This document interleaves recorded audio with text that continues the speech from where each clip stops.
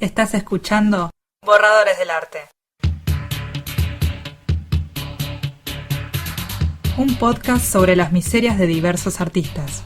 No entiendo. Ya lo vas a entender. ¿Nunca te preguntaste qué hizo que diferentes artistas generaran lo que generaran? Borradores del Arte, con Rocío Suárez, por Radio Megafón.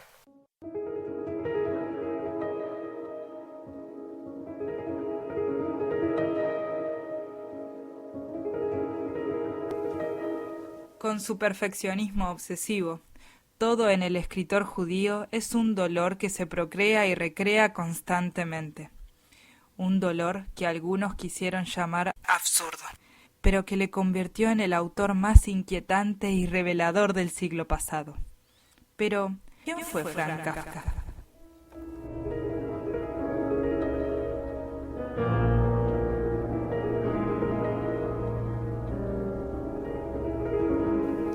Kafka nació el 3 de julio de 1883 en Praga, que para ese entonces era parte del Imperio Austrohúngaro. Nació en el seno de una familia judía relativa a la pequeña burguesía.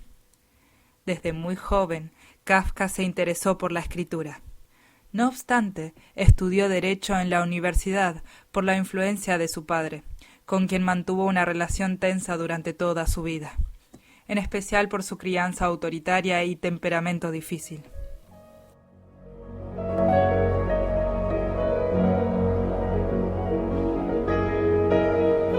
Fue abogado y ejerció su profesión en el Instituto de Seguros contra Accidentes de Trabajo para el Reino de Bohemia. Sin embargo, lo que realmente daba sentido a su vida eran las artes.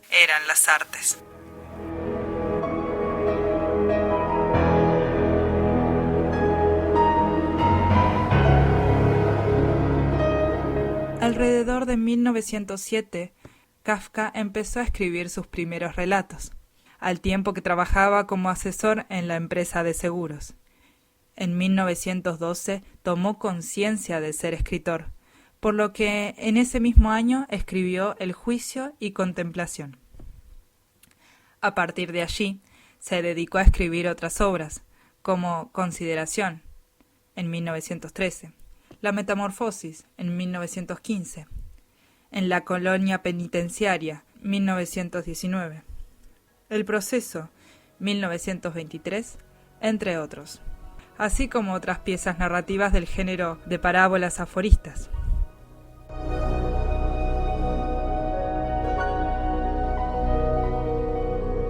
En 1917 fue diagnosticado con tuberculosis, lo que lo obligó a mantener frecuentes periodos de convalecencia y aislamiento en diferentes sanatorios, hasta su fallecimiento, en junio de 1924.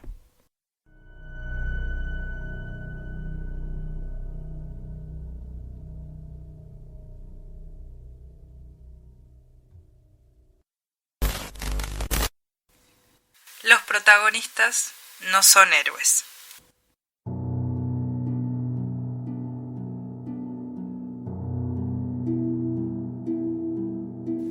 Acá los protagonistas quieren escapar de su realidad a toda costa, pero no son capaces de llevar a cabo alguna acción que les permita superar esa realidad. Son personajes indefensos y sin una vocación política para transformar el mundo en el que viven, por más asfixiante que sea. En las obras como El proceso o La metamorfosis, los protagonistas no luchan contra el medio externo que repudian. Al contrario, vemos a personas cuyas acciones están controladas por el propio sistema social.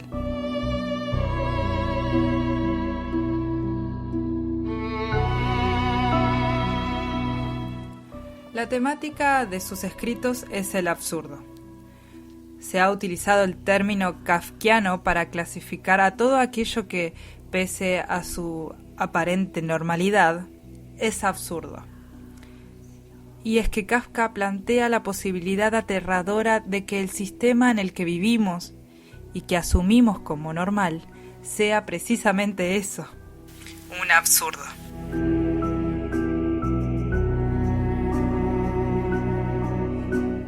En las obras de Kafka, la realidad está fracturada y el ser humano tiene que tratar de enmendar su existencia actuando con normalidad. Por ello, ante la sensación de estar desubicado, el protagonista no le queda otra que levantarse por la mañana para ir a la oficina, aunque se haya convertido en un bicho gigante, o ser sometido a una serie de procesos burocráticos sin saber exactamente por qué, sino porque así lo demanda la ley. Este rasgo característico de la obra kafkiana es un reflejo de la angustia del ser humano en un mundo moderno e industrializado, el cual es concebido por el autor como un enorme mecanismo que reduce a las personas a una mera pieza de su engranaje, incapaz de entender su papel en él y mucho menos de descifrar las leyes que lo rigen.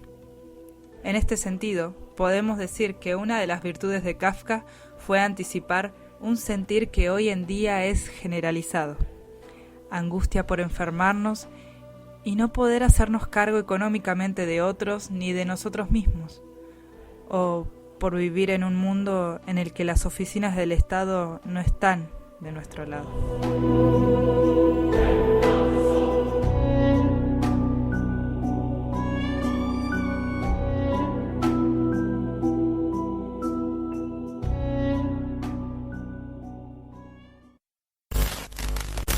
Mi última petición.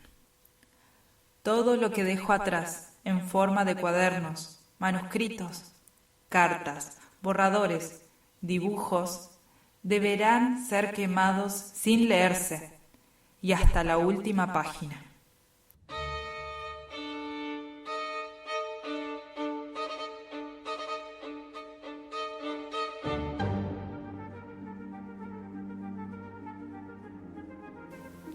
Estas son las palabras que Brod halló escritas entre los archivos de la casa del escritor. Durante su enfermedad, Kafka no sabía si se recuperaría y le dijo a su amigo que los únicos libros que debían sobrevivir eran La condena, El fogonero, La metamorfosis, En la colonia penal, Un médico rural y Un artista del hambre.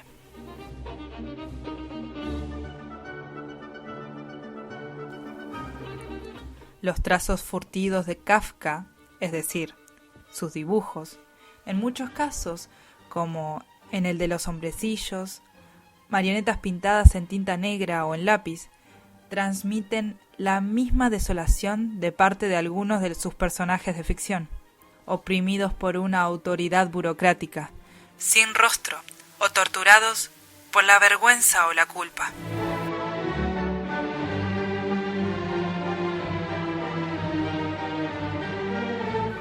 Era, como dibujante, un artista de peculiar fuerza y personalidad.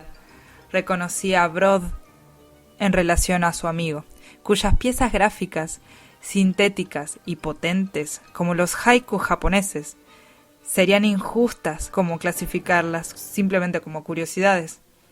Revelan más bien la construcción de un universo refinado y original.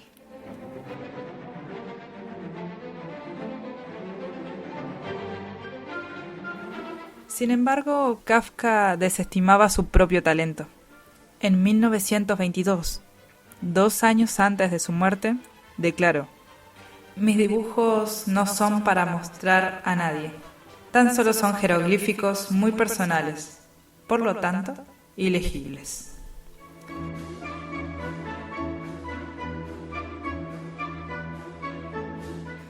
También dijo: «Mis figuras carecen de las proporciones espaciales adecuadas. No tienen un verdadero horizonte. Los dibujos son rastros de una pasión antigua, anclada muy hondo. Vienen de la oscuridad para desvanecerse en la oscuridad. Mis trazos son un intento repetitivo y fallido de magia primitiva».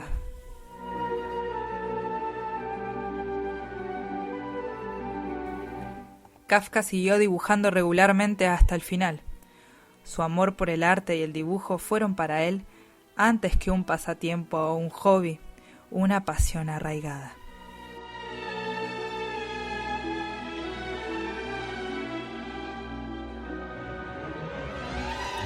Es cierto que Kafka le pidió a su amigo que, llegado el momento, quemara sus dibujos, aunque el traicionero pero visionario Max no pudo hacerlo.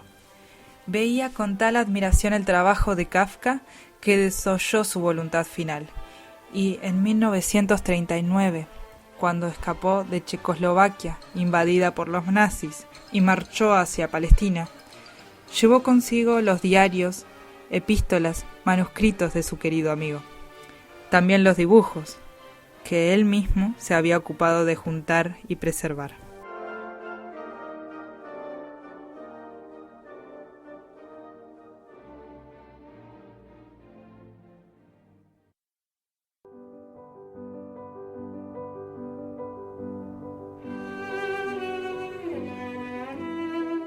Aunque todo se haya derivado a la atención del autor de las obras en querer quemar sus producciones, y su amigo, capaz de ver el verdadero talento de Kafka, no quita que sea interesante plantear lo que genera el arte en la sociedad.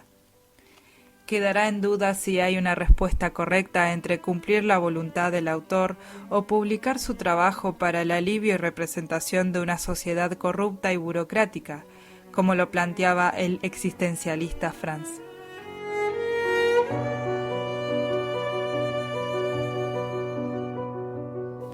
Esta tensión sigue siendo un tema de debate.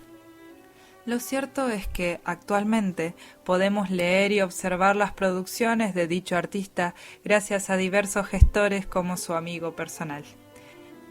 En palabras de Brod, debería haber designado a otro albacea si estaba total y completamente decidido a que se cumplieran sus instrucciones.